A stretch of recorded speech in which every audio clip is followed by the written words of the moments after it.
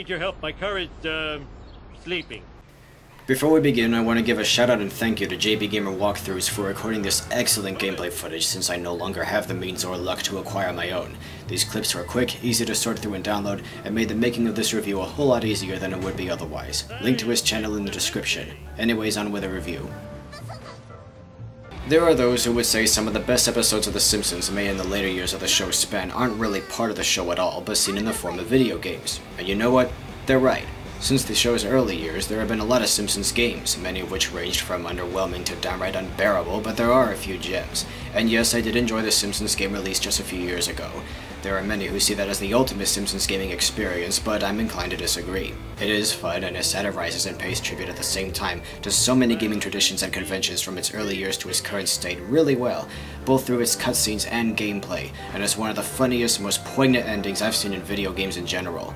But as good as it is, there is one game that I think tops it soundly. The Simpsons Hit and Run is, in my opinion, the best Simpsons game ever made.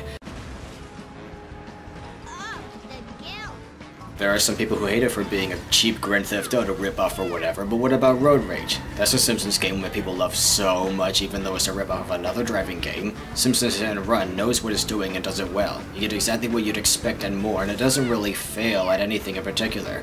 Road Rage was okay, but this game is much more solid all around. The gameplay mostly involves running and driving around the town of Springfield. There are 7 levels and you get to use a new vehicle at the beginning of each new level, but there's a lot more to be seen.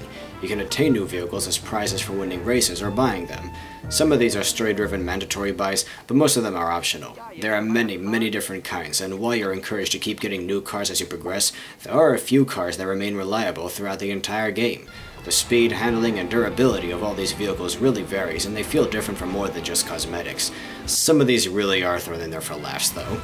There's a big emphasis on collecting coins, which can be found everywhere. Demolishing bits of the scenery will get you 1 or 2 or 5, though there are ways to get oodles and oodles of them faster. Don't crash into too many things at once while driving around, or the cops will come after you. Unlike Grand Theft Auto's stars, the consequences of your crime are made apparent in the form of a meter. Breaking people's property and, well, people will fill the meter, which steadily depletes over time. Only filling it up all the way will get you in trouble, and even that wears off after a little bit. It's a simple and efficient system, though as the later levels seem to be filled with more and more things to hit, and as your cars get increasingly faster, making you crash into more objects in less time, staying out of trouble does get a little more difficult. If the cops catch you, some of the money you've collected will be deducted, and aside from that, you'll be pretty much fine. If you want, you can think of them as a health meter that just keeps building to insane levels. The things I love most about driving around are the physics and collision detection. Flying off a well-placed ramp and soaring over the level with the fastest cars you can find is stupidly fun, but so is smashing your enemies. The harder you ram into another car, the more damage you can do, but it's mostly dependent on what side you hit it from, how powerful your vehicle is, and whether or not you manage to send them sliding off the road. They're programmed to stay on the road if they can, but it is possible to cram it between you and a wall or into a corner and do a satisfyingly huge amount of damage. However, you can also trash yourself pretty badly. If your car is damaged beyond repair, it'll explode. Thankfully, wrenches that instantly replenish all your car's health are littered all over the place, as are phone booths, from which you can call another ride. Repairing your destroyed car so you can use it again by a phone just costs a minuscule fee. Even when your car is destroyed, you can still repair it with a wrench if you can run to it and get it, but it's still kind of a pain either way. There is some violence in the game, I guess, but that's mostly it. You can't really kill anybody or whatever, and there's no blood. If you kick someone or run over them, they just fall over, flop around helplessly for a few seconds, and get back up again and go on their merry way as if nothing ever happened, though they may still yell at you. If you hit someone just right, though, you can send them flying. There's this one place in Lisa's stage where you meet Milhouse near a waterfall in a chasm, and you can just keep kicking him into it, and he'll keep walking up the wall, desperate to talk to you. Try it yourself and see what I mean. So yeah, aside from that, and the typical Simpsons humor you could expect, which is never really out of line, this is basically a more kid-friendly substitute for Grand Theft Auto. You don't spend all of your time behind the wheel. Here and there you'll find quick but satisfying spurts of platforming that break up the pace and are incorporated into the environment very well. Make no mistake, we're not talking about mysterious floating blocks, but set pieces that just happen to be shaped conveniently enough for you to climb all over them. You'll also be getting most of your coins just from walking around and kicking boxes, along with nabbing a crap load of nifty collectibles, so you're actually encouraged to step out of the vehicle pretty frequently. It's not like this side of the game is needlessly ham-fisted in there, though. It's actually pretty fun to snag these collectibles that reference all sorts of things from The Simpsons' better years. If there is one thing I will criticize about the gameplay, though, it's the level design. Well, not really. You see, there aren't really 7 levels, just 3 areas of Springfield that you switch to and fro from as you progress through the game. They're shown at different times of day, and some parts of the levels are tweaked, and overall it really isn't a problem since the levels are all very big and you will have plenty to explore even upon returning, aside from the last level, which is really just the first level with a chunk cut out of it to make it like a line. You'll see why.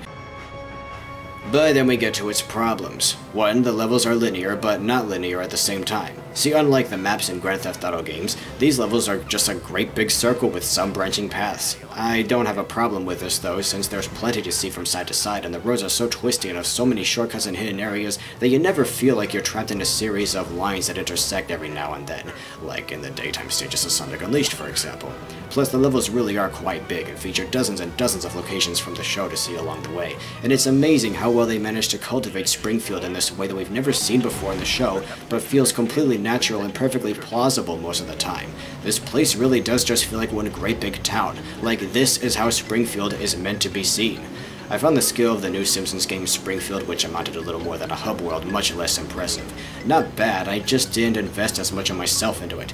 Still, as easily forgivable as the mapping of Hit and Run is, this leads to another problem. You progress through the story mode by completing a series of missions, most of which, not all but most, are fun to do. But as you get cars that are faster and faster and cover more ground upon revisiting these places, the missions get bigger as well. Perhaps too big. So big that most of the missions in the second half of the game eat up the level. What I mean is, a mission in the early levels may see you whizzing around a certain portion of the level, but near the end of the game, most missions just involve doing a lap around basically the whole level, which, as I said, is like a big circle, and ending the mission just a block or so away from where you started the last mission. So as the game drags on, you just end up running around the level again and again and again and again.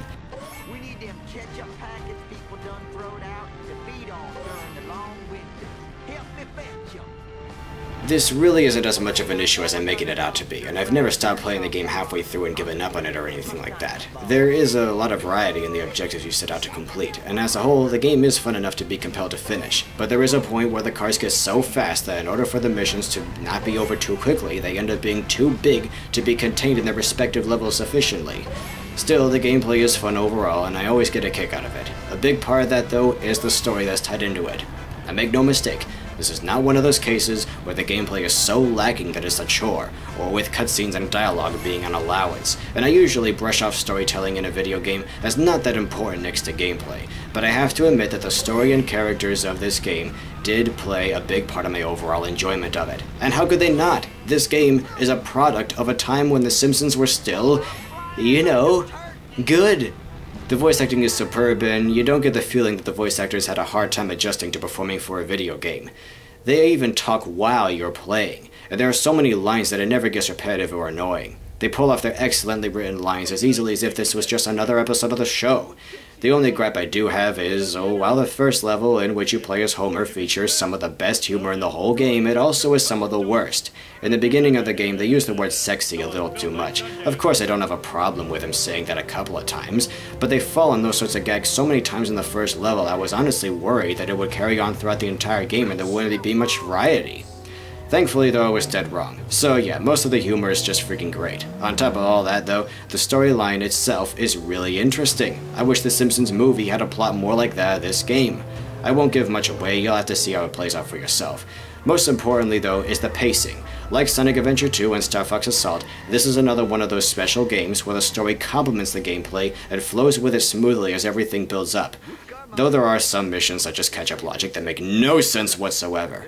Character roles feel natural and no one overstays their welcome, which is really saying something considering Apu has a level devoted to him in a game that involves playing as a Simpsons family the rest of the time. In short, the story is very well constructed and adds so much to the gameplay experience. Pre-rendered cutscenes are stupidly loud compared to the in-game cutscenes, and it would be nice if they moved around a little more in the in-game cutscenes, but those are really the only complaints I have with the story campaign. As for the graphics, I actually really like the graphical style. It's colorful, easy on the eyes, and just feels a lot more natural to me than the cel shading of games like Road Rage. The graphics aren't that good, but the style is simple enough to get by, and I do like the way this game looks. But that game sounds awesome. And therefore should be destroyed. Last but not least, the music. This game has a surprisingly solid soundtrack. There's a lot of variety, and most of the tunes, whether you hear them once or 5 times, are appropriate for the mission at hand and whichever character you play as. A lot of this is the sort of music I never expected to hear in a Simpsons game, and some may even say a bunch of these tracks are too good for a game like this, but I wouldn't say that considering it's actually a good game.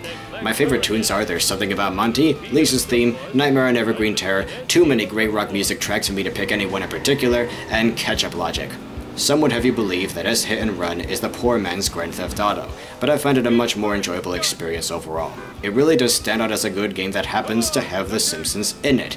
If you want a refreshing gaming experience and a chance to refamiliarize yourself with The Simpsons as they used to be, as they should be, this game is a keeper. Try renting it and see if you enjoy it enough to actually buy a copy. It definitely isn't for everybody, but I enjoy it to this day. So yeah, too long didn't watch, pick up shit and run today.